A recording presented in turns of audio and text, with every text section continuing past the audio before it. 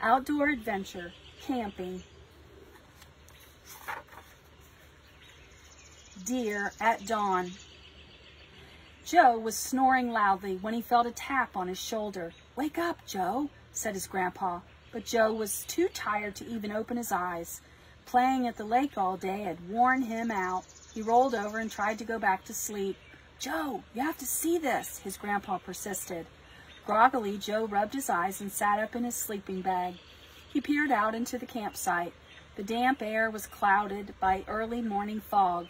Squinting, Joe saw something move near the trees. What was it? Joe's eyes widened. "No way! Cool," he whispered. A group of deer had wandered into the campground from the forest. They stayed near each other and nervously looked around as they crossed through the trees. Yet their large eyes and rigid stance made them appear more noble than fearful. Silently, Joe and his grandpa watched the deer walk on. Why camp? Camping is a great way to spend a family vacation. It allows people to discover new places and experience nature. Many adventurers travel into the wilderness for days or even weeks at a time. Some campers take in the wild seashore at Acadia National Park in Maine. Others enjoy rowing through the pristine waters of Minnesota's Boundary Waters Canoe Area Wilderness. Still others prefer to watch the brilliant sunsets in New Mexico's Carlsbad Caverns National Park. Most campsites offer many activities to choose from. Fishing, hiking, bicycling, and canoeing are popular ways to explore the wilderness. Campsites with more rugged terrain might offer rock climbing or horseback riding. Other sites are located near amusement parks. However, many people camp to get away from their fast-paced lifestyles. Nature, in its untouched beauty, is stunning to observe, and spending time in fresh air is energizing. Falling asleep to chirping crickets and waking up to singing birds can be a refreshing change. Nature bound. Since many activities are available to campers, it is important to choose the right location for your campout. Certain areas in national parks and state parks are set aside for camping, yet campers who want to make their own tracks stay in the backcountry. A permit is required for most places, including backcountry areas. Many people travel to campgrounds by car. This is called car camping. Car campers usually stay at drive-in campsites. There they can park their cars near their tents. Drive-in sites are probably the most convenient places to camp. Motorcycles can easily access these sites too. Certain sites have running water, electricity, and other amenities. Some drive-in campgrounds even have swimming pools and arcades. Recreational vehicle, RV, campers need extra room for parking. RVs also require certain conveniences such as electrical and water hookups. Special RV campgrounds provide these accommodations. Many people prefer to camp in rugged areas with fewer comforts. They might stay in the backcountry where motor vehicles are not allowed. Such areas must be reached on foot or horseback or by canoe or kayak. Traveling to these remote places can be a tempting challenge. Packing smart. Certain items make camping more comfortable and enjoyable. Required equipment depends on the type of camping you plan to do. So remember to think about your specific needs when choosing gear. Car campers must pack a tent large enough to comfortably fit all the campers. Some people transport a canoe on the top of their car, or they might attach bicycles on the top or the back of their car. Most RVs have sleeping space and cooking stoves, so RV campers do not need to bring a tent or a stove. Campers who use kayaks, canoes, or motorcycles to reach their campsites pack light, small equipment. Hiking campers are particularly careful when packing their gear. They make sure to take only what they need. That is because they must carry their equipment in backpacks. No matter which type of camping you choose, some items are essential. A trail map and a compass are useful tools for navigating. In addition, a lamp or a flashlight helps you get around in the dark. A first aid kit is necessary in case of scrapes or bug bites. A basic kit should contain bandages, gauze, medical tape, small scissors, tweezers, soap, matches, disinfectant, calamine lotion, antibiotic cream, cotton swabs, and insect repellent. Layer up. Being prepared for anything includes being ready for all kinds of weather. In many areas, weather can change quickly, so campers should dress in layers. By taking off or putting on layers, they can easily remain comfortable when conditions change. Each layer should consist of a special material. The layer closest to the body should be made of materials such as polyester or polypropylene. These fabrics remove moisture from the skin to prevent wetness. On top of the first layer should be a layer that traps moisture from underneath and keeps the body warm. Wool or fleece fabrics are ideal. The outer layer should keep away wind, rain, and snow. Usually a jacket or a pullover is best. Many types of supplies protect campers from the elements. In wet weather, a raincoat and waterproof boots keep campers dry. On sunny days, wear a good pair of sunglasses to prevent eye strain. To avoid sunburn, campers should always wear sunscreen with an SPF of at least 15. Tent camping. Campers have several options for sleeping accommodations. RV campers usually sleep in their vehicles. Car, motorcycle, or hiking campers sleep in tents.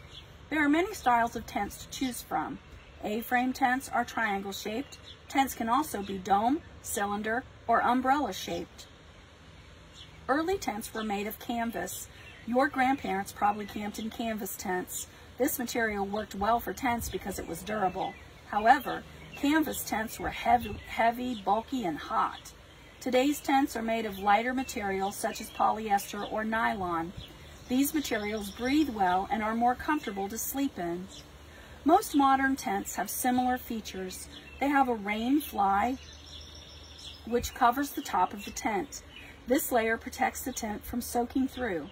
Most tents have a floor that is made of strong, waterproof fabric. This material rises about 6 inches up the sides of the tent to prevent flooding during a storm. Sleeping bags. After campers have chosen a good shelter, they must also select proper sleeping bags. Mummy bags and rectangular bags are the two best basic choices. Mummy bags are ideal for cold weather because they fit very snugly. They hold no extra space for air to sneak in, so they keep campers warm. Rectangular bags are best for warmer weather. These wider bags allow more room for air to flow. There are several other things to consider when shopping for a sleeping bag. Bags are different types of insulation. Down-filling bags are warm and long-lasting, but they can be costly. Synthetic-filled bags do not last as long. However, they are more affordable and more resistant to wetness. Remember to look at the bag's temperature rating too. This number indicates the lowest temperature at which the bag will keep you warm. Finally, using a pad that fits under a sleeping bag also makes camping more comfortable. Choosing a site. After a good night's sleep, waking up to a beautiful view is thrilling. Most people look for good views when selecting the campsite, but campsites must also keep safety in mind. In case of heavy rain, campsites should be at least 200 feet away from water sources. Tents should also be away from the trees because branches could fall and hurt someone. In the backcountry, there are no specific camping areas. Finding a campsite can be challenging. It's important for campers to impact nature as little as possible, so they should set up camp in flat, open areas. That way, branches or rocks do not have to be moved. Remember, these natural surroundings are home to many creatures. Once a site has been selected, it is time to set up camp. First, campers use a compass to position the tent. If they want the morning sun to enter the tent, a window should face east. After the tent is positioned, campers assemble it. Tents usually have step-by-step instructions for setup. First, campers unfold the material. After inserting the poles and driving the stakes into the ground, it is time to raise the tent. Make sure the stakes are pushed into the ground at an angle to secure the tent. Camp cooking. After a long day of hiking or swimming, a good campfire meal is something to look forward to. It is easy to use twice the normal amount of daily energy while camping, so campers should pack plenty of food and water for their trip. Campers can bring any kind of food as long as it is stored properly. Fresh food should be kept in a cooler. Many campers choose to bring dehydrated food because it's light and does not spoil quickly. Dehydrated meals are also easy to prepare. Just add water. Clean water is a must. If there is no source of pure water at a campsite, campers bring their own water or purification system. They use a filter or purification tablets to purify water, or they boil water for at least 3 minutes to make it drinkable. Campers can cook food over a campfire, a portable stove, or a grill. There are many kinds of portable stoves. Most often they require fuels such as propane or white gas. The most common portable grills operate with propane or charcoal. But never use grills or stoves to heat a tent. These tools release a deadly gas, so they need proper ventilation. Wildlife. Animals in the wild are exciting to observe, but it is best to admire them from a distance. Most animals do not bother people unless they feel threatened. Still, wild creatures can be curious. If animals smell something yummy, they might be tempted to search through a camper's gear to find food. Bears and raccoons are commonly known to do this. Campers should never feed wild animals because it interferes with their natural eating habits. This encourages them to rely on obtaining human food. Animals become aggressive to get human food. There are several ways for campers to protect their supplies. They can lock their food inside a vehicle or in a metal box, or they can use a rope to hang food from a high tree branch so animals cannot reach it. Some people also attach an upside-down can to the rope a few feet above the food. This prevents squirrels from climbing down the rope and into the gear. Stay safe. For some people, the joy of camping is finding their way in the wilderness. But campers should never wander off by themselves, and they should always tell an adult their plans. Many campgrounds offer maps of trails. Some sites have park rangers who can help lost campers too. However, backcountry campers must be able to navigate on their own. In addition to maps, some of them use a compass or a global positioning system, GPS receiver. GPS uses satellite that transmits signals to determine a person's location.